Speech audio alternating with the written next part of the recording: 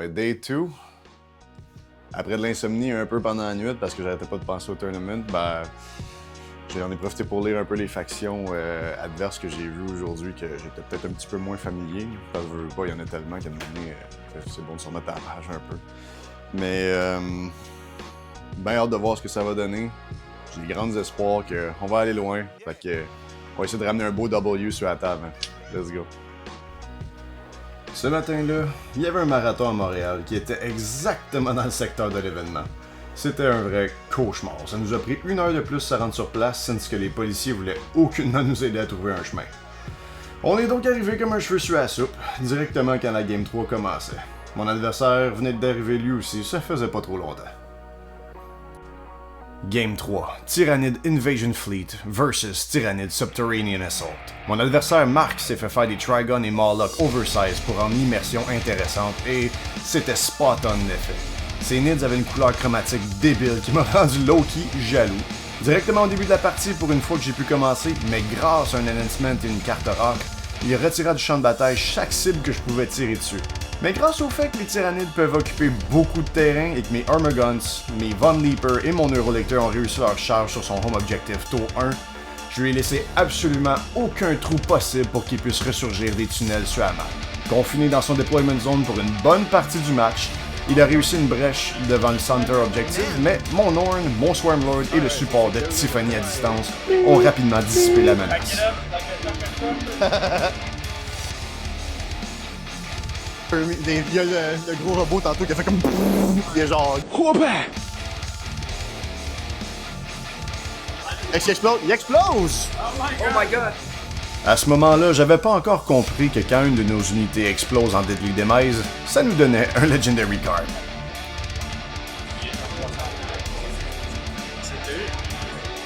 Add 1 dice to any roll. Mais je gagne 3 de corruption. Tyrann effect, dang, dang, dang! Une 3e victoire pour les Tyrannides. Pour le Hive Mind, Biomass is Biomass. Hey, good game, sir. C'est vraiment incroyable, man. Pour une première game Tyrannide contre Tyrannide, c'était insane pour eux. Ah ouais. Tu sais, comme, moi je me suis enlevé, mais là, toi, ça t'a permis d'être partout sur la Ben, map, c'est ça, tu sais. Ouais. T'as l'interaction avec Shadow in the Warp aussi qui est vraiment différente quand tu utilises contre un autre multiplayer. Ouais. Ça donne Non, presque man. rien, là. Ben, tu sais, au début de la game, j'étais genre, bon, je vais first, mais tu sais, il y a tout pick up, mais j'étais comme. Si je joue mes cartes comme du monde, là, Oh ouais. je mets aucune place, puis tout ce qui reste, c'est genre où est-ce qu'il était. Exactement. Fait que je sais pas. C'est ça qui est arrivé. Je pense que j'aurais dû enlever juste ce qui piquait du coup là, Ouais. tout laisser le reste, genre juste le redeploy pour me recacher un peu, mais le laisser sur le field. Ah, man, the good game, sir. Insane.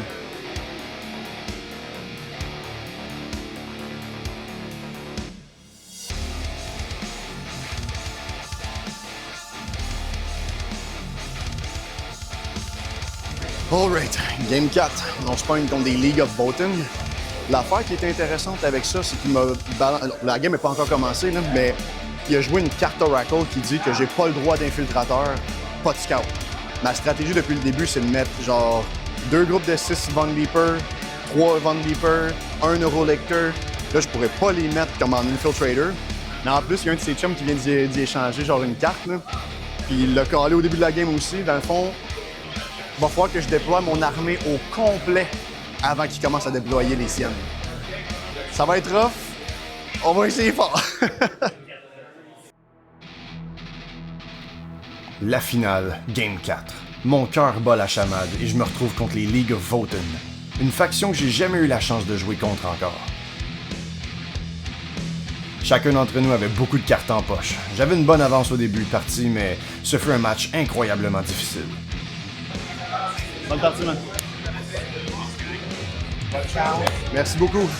J'étais sûr qu'en faisant un combo de donner Lethal Hit à Tiffany et d'utiliser mes 2 cartes pour rendre automatiquement les résultats en des 6, mes 2 tirs de Rupture Cannon auraient suffi à désintégrer sa forteresse, mais elle tenait encore debout.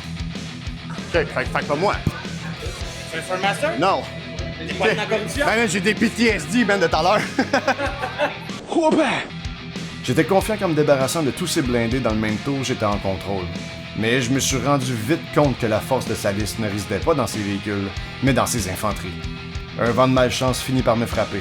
Mon Norn, mon Swarmlord et mon groupe de Zoanthrope et Neurotired ont tous fait leur 4++, et les Feel No Pain 5+ étaient pas au rendez-vous. J'ai perdu 700 points dans le même tour. Il y a un moment où c'est Aaronkin avec Disintegrator allait unload sur mon Swarmlord et j'avais une trap card de prête. Ce que je vais faire, je vais popper une card pour un corruption. Jusqu'à la fin de la game, mon Warlord il a Lone Operative. Il va juste avoir 2 gars en avant qui vont pouvoir tirer. Exact, 100%. Je vais juste aller déclarer mon corruption. A few moments later. Félicitations Yannick, t'as réussi à faire augmenter la corruption des Youngblades, malgré que t'es supposé être un combattant pur. J'aurais besoin que tu lances le scatter dice de l'arbitre sûr. Alright! Alright! François?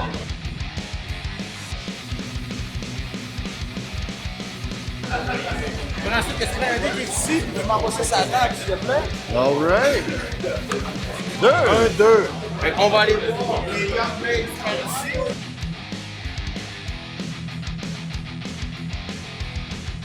Un dé, s'il te plaît, Adam. 6. 1, 2, 3, 4, 5, 6. Tout ce qui est ici. Ça va être un tir de Melta, un save, 4 en peu, D6 pour un dégât. Ouais, 5 gars. Truc, 5 plus. pause. Boys. Non. 4. Combien d'en peu? 4. En peu 4? Au tir, c'est un gros plasma. Oh! Let's go! Les cartables. Hey Théo. Gascule est mort sur la wire. Ok, merci. Je te laisse retourner à ta game, j'ai d'autres choses à gérer. Ouais, thanks, man. Merci. J'ai essayé de remonter la pente, mais avec un arsenal phénoménal et plusieurs armes anti-monstres, mon armée mordit la poussière. J'étais sincèrement stupéfait par le firepower que son armée avait, et ça pourrait s'au mêler en plus. J'ai serré la main de mon adversaire qui a su piloter son armée avec brio, et m'excusa de mon stress palpable. Victoire au Voten. Alright, compte rendu de Game 5. Ça a été la plus tough que j'ai eu à faire. C'est ma première game contre League of Voten. La seule information que j'avais, ou à peu près, dans le sens où j'ai lu déjà là-dessus, je savais qu'il y avait du bon armement, genre range, mais la manière qu'on m'avait expliqué ça un peu, c'était genre, ils n'ont pas trop comme de... C'est bon mêlé, mais tu sais, sans plus. J'ai été complètement décimé par le nombre de mon langage, genre d'anti-monstres, strength 12, pis tout. Dans le même tour, j'ai perdu mon Swarmlord, mon Norn Emissary, mes Zoanthrope avec mon Neurotyrant. Tout ce qui était à 4+ invulnérable, j'en ai pas réussi aucun. Puisque j'avais du Feel No Pain avec des stratagèmes puis d'autres choses. Aucun. Je sais pas ce que ça va donner au pointage. Je pense que j'ai quand même une bonne chance d'avoir le trophée du meilleur joueur dans l'équipe perdante, si on veut. On va se croiser les doigts, puis on va espérer avoir un trophée au moins. Petit recap rapide de la dernière game. Vous m'avez donné chaud. Première game, 25 explosions, 4 corruptions. Dernière game, j'ai compte plus. J'ai arrêté, j'ai perdu le fil. Désolé, certaines personnes me demandaient de l'aide, il y avait de la corruption partout. C'était super. C'est ça qu'on voulait. On voulait que ça cause le chaos. C'était parfait. Pour les trophées maintenant, c'est les Swordmasters qui ont réussi à l'emporter.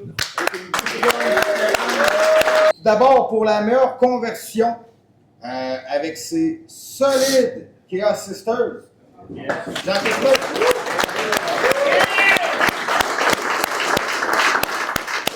Et les 6 deuxièmes places vont se mériter une médaille Fenris de Pedro. Si vous voulez, par curiosité, j'aurais pu peinturer mieux son œil parce que les deux partaient comme ça. Donc, même pas un point de différence. Avec un très beau travail sur les ailes de son démon. Miguel Bastien-Roy.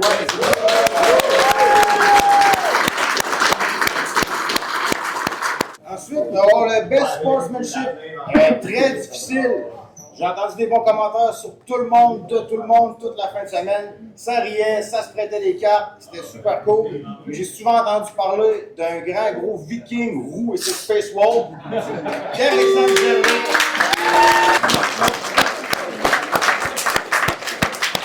Le trophée le plus chaotique, qui a été le plus corrompu. Mais avec un grand total de 36 points d'option, Adam Chabot.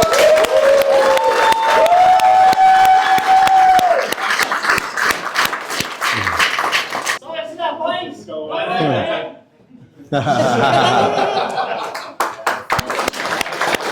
Blessed by the God, c'était la personne la moins corrompue parmi les Black Shields. J'ai beaucoup de gens qui ont fini à 0 de corruption. Comme Nelson a eu le meilleur score final, Nelson Charles, c'est notre favorite by the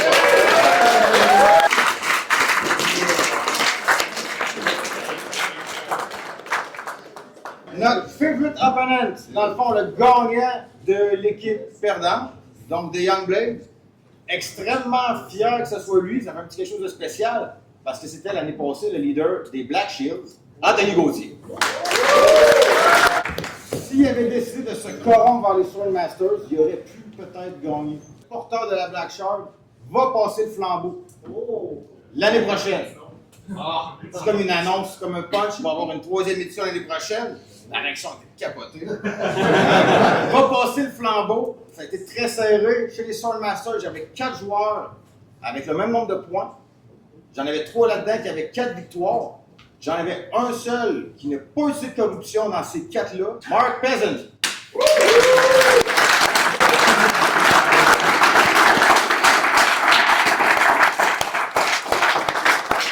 C'est la 2e édition qu'on fait ça. On a mis beaucoup d'efforts pour amener des dynamiques uniques qui rendent ça vraiment différent des autres tournois. C'est sûr qu'il y a tout le temps des affaires à améliorer. On a d'autres idées pour l'année prochaine, mais une énorme partie de pourquoi ça a été un succès, c'est calendré, puis j'aimerais ça. Sur ça, merci beaucoup pour votre énorme participation. Et en espérant que l'année prochaine, je vais pouvoir dire que 100% des gens sont revenus. Je sais que c'est impossible, mais si au moins j'ai 99%, je vais être content. Merci à tous! Ouais, ben, après Game 4, malheureusement, j'ai perdu 4-16. Puis, j'avais une shot, je pensais avoir le trophée du meilleur joueur de l'équipe perdante. Malheureusement, l'autre gars qui était dans mon équipe a extrêmement bien joué. Dans le fond, il m'a éclipsé jusqu'à la dernière seconde. Fait que malheureusement, je reviens pas à la maison avec le trophée. Une défaite qui est amère un peu, je vous l'avouerai. Je pensais sincèrement que je repartais avec un de ces... Ils sont tellement beaux, les trophées. Shout-out à mon adversaire Sébastien avec ses League of Voting. Dur game. C'est difficile de perdre autant d'assets dans le même tour. La game a juste shifté au complet à la dernière minute. Fait que ça a été rough aussi avec le début, genre qui m'empêchait toutes mes infiltrates, qu'il a fallu que je déploie tout en premier. Genre tout le gros juice il était là. Quoi d'autre aussi? Ouais, fait que ça a été une journée haute en émotion parce que le matin, à cause du marathon à Montréal, on était supposé arriver à 7h45. On est arrivé, il était 8h50. On a perdu 1 heure et ça à se faire tourner en rond parce que les policiers arrêtaient pas de nous dire « débrouille-toi pour trouver un chemin ». C'était super agréable. Fait que ça a été extrêmement stressant le matin.